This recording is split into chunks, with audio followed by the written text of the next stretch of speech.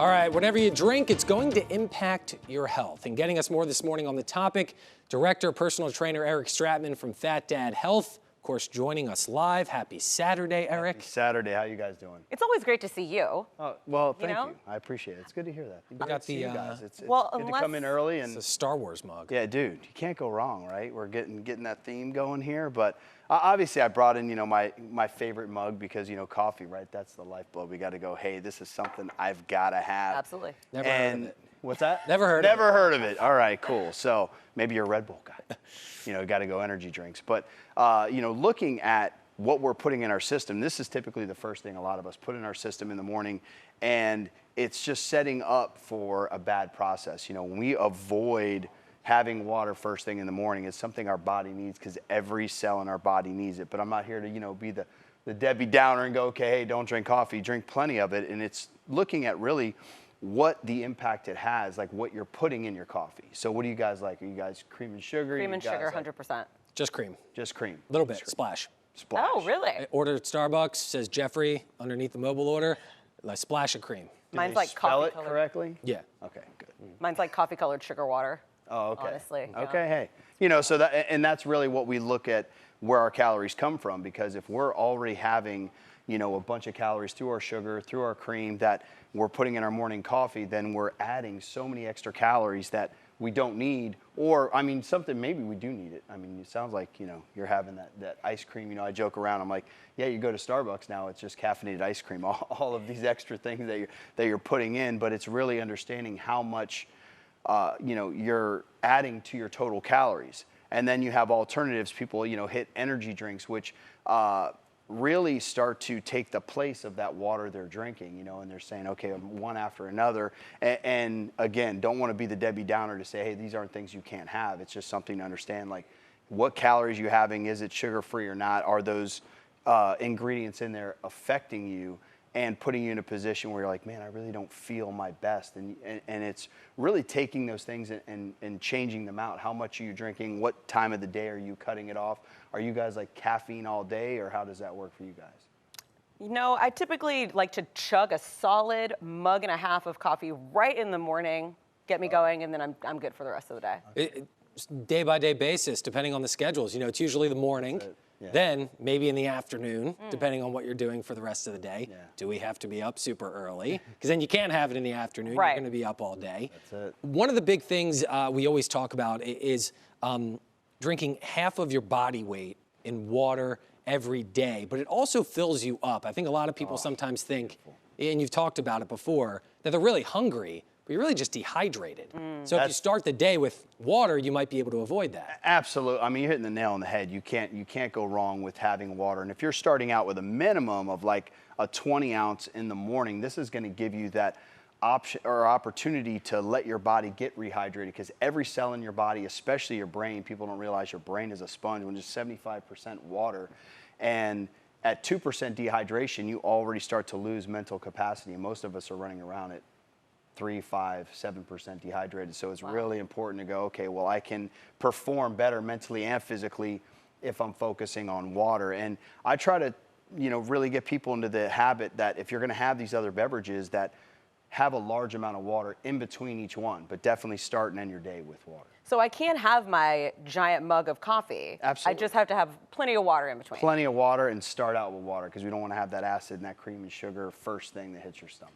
For, doing these segments, and something I've learned over the last year is, you still want to have your coffee in the morning, get up in the morning, chug a glass of water, start your day that way, and then, we'll consume our coffee and just inject that into our system throughout the day. Sure. Always want to thank Eric Stratman, Phat Health, joining us this morning. All right, we're approaching 6:30. Don't go anywhere.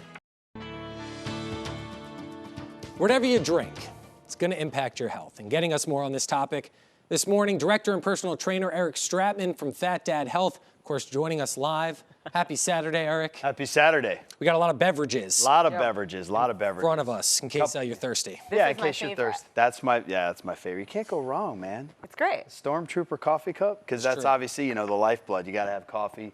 Got to start your day off right. But again, we always emphasize that water's in there. And one of the areas that we didn't even dive into in the first segment we talk about is alcohol consumption, right? You know, here it is football season. This is the time a lot of people are getting together. You know, we're seeing people are actually coming back together in restaurants or their house, and how that can impact your metabolism. So do you guys have a favorite adult beverage that you enjoy? Red wine. Oh, we got it. For football season, I mean, honestly, I'm just a big craft beer person in general. Okay. Like going to craft breweries, trying different things. Nice. Yeah. Nice. So, you know, you look at how there's a different impact. I mean, a lot of people look at it and go, okay, hey, what are the calories on this? Okay, 100 calories, no problem. Or, hey, I had this craft beer, and you're like, hey, that had, you know, 600 calories, whatever it is. But really the impact is the alcohol that you're taking in. We touched on this a little bit last week, but that actually will hit pause on your metabolism. So your body's got to stop processing fat and shift over to process this alcohol to get it out of your system, and then it goes back into metabolizing fat. So it's really looking at the factors as how often you're having it, not saying, okay, how much do I consume in one sitting?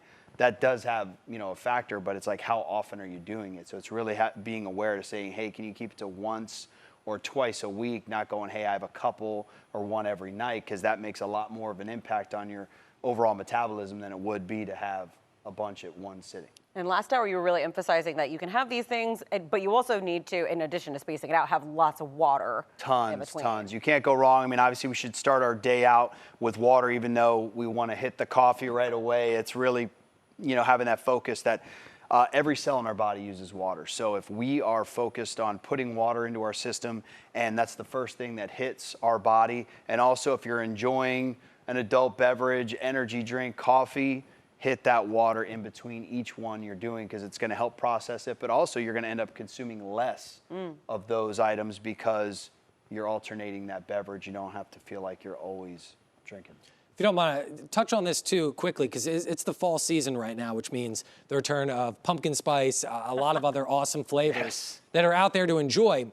However, when you have some of these beverages, they're usually loaded up with a lot of things outside of just, you know, that caffeine intake. So you're talking about, I even saw a graphic, you know, comparing, you know, a Dunkin' Donuts, not to throw it out there, a pumpkin spice iced latte thing with like 17 donuts in terms of how much sugar is actually in some of these drinks. Yeah, it's insane. You know, we joke about that, and that's something that we dive into folks we work with, is looking at how they start their day out. You know, I know you guys said you're, you know, just a splash of cream and sugar where you're at, and it's really, I joke about, it's like you're ordering an ice cream with caffeine, because it has so much sugar, so many calories, and they're empty calories, not like calories that your body's going to benefit and process from. And as you get into the, you know, the fall time, you got to have a pumpkin spice.